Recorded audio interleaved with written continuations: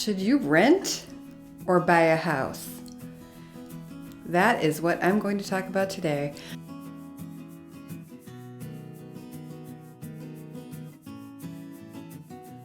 My name is Mary Schumann. I'm a realtor in Minneapolis, Minnesota, and every week I post videos about all things real estate and life in the Twin Cities. If this is your first time visiting my channel, I encourage you to hit the subscribe button and then hit the little bell right next to it, and you'll be notified every time I post a new video.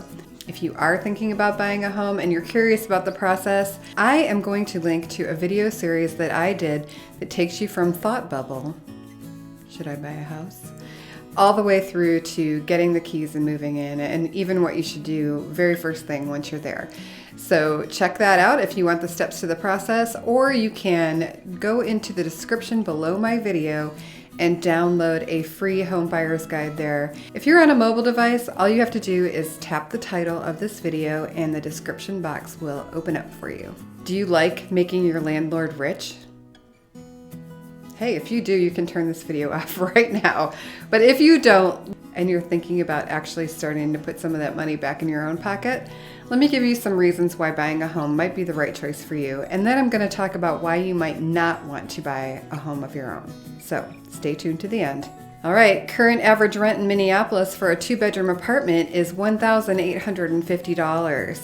According to NerdWallet, if you're paying $1,850 a month for rent, that same amount of money can get you into a home in Minneapolis at the average price. That includes your mortgage payment, your homeowner's insurance, your property taxes, and PMI if you go ahead and get that home with a 3.5% down mortgage. So if you're going with an FHA mortgage, and I have a video all about that, I'll link to it above, you can learn a little bit about how to buy your home with only 3.5% down. Reasons why buying a home might be a good thing for you. Well, appreciation. If the home appreciates over time, you get to keep that money, not your landlord. If you bought a $200,000 home and over the time that you lived there, the home appreciated by $50,000 in value, when you go to sell the home, that appreciation value goes in your pocket. Another way to look at this is if you did go with the 3.5% down and your home appreciated enough, that appreciation is also known as equity in the home, and that can go toward removing PMI as well. So if you did use an FHA loan and you only put 3.5% down, but you bought in a place where that home appreciated enough to now you have 20% equity in the home, you can ask to have the home reappraised and have that mortgage insurance removed and keep that extra $100 or so in your pocket every month. And to my mind, anytime you can keep the money in your pocket instead of giving it to someone else, it's a really good thing. And now I sound like Martha Stewart. The federal government really likes people to be homeowners, so they incentivize us by giving us tax breaks. So if you buy your own home, you can write off the interest on the mortgage that you're paying. For quite a long time after you buy a home, the bulk of your mortgage payment is actually going to be interest.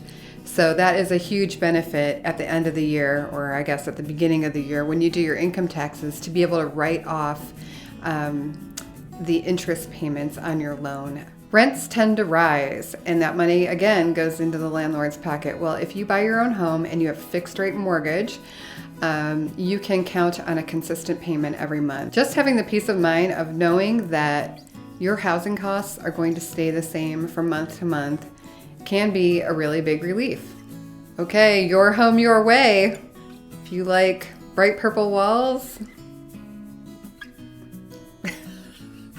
I don't approve of that, but if you like it, you can put that in your house because it's your house.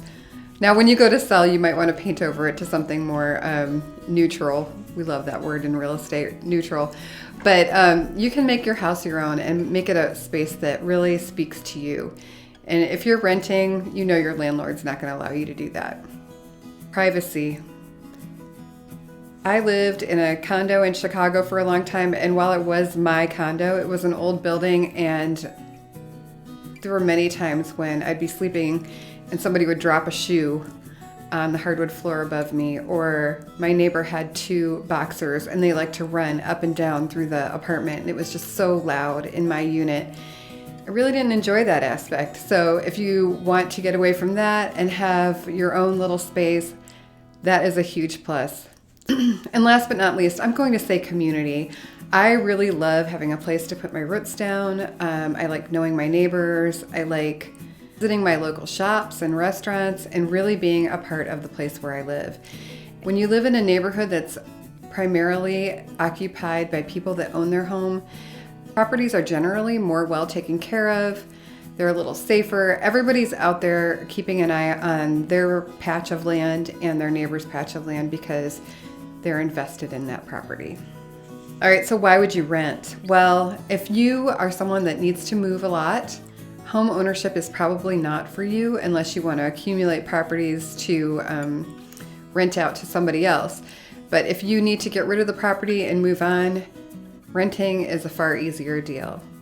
If you have a lot of debt, you may consider renting first before you go ahead and apply for a mortgage, because what you want is a low debt to income ratio, and paying down that debt before you get the loan is going to give you much more favorable terms. Like maintenance, and you don't want to pay somebody to do maintenance.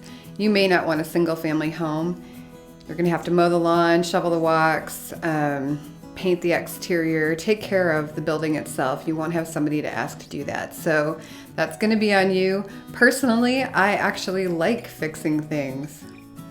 Don't call me to fix your stuff though, I only fix my own.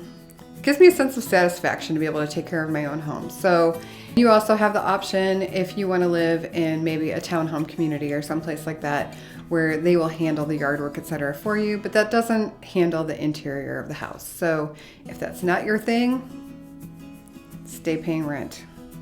If you have any questions or comments, I encourage you to get in contact with me because I would love to hear from you. If you have any ideas for videos that you'd want to see, let me know.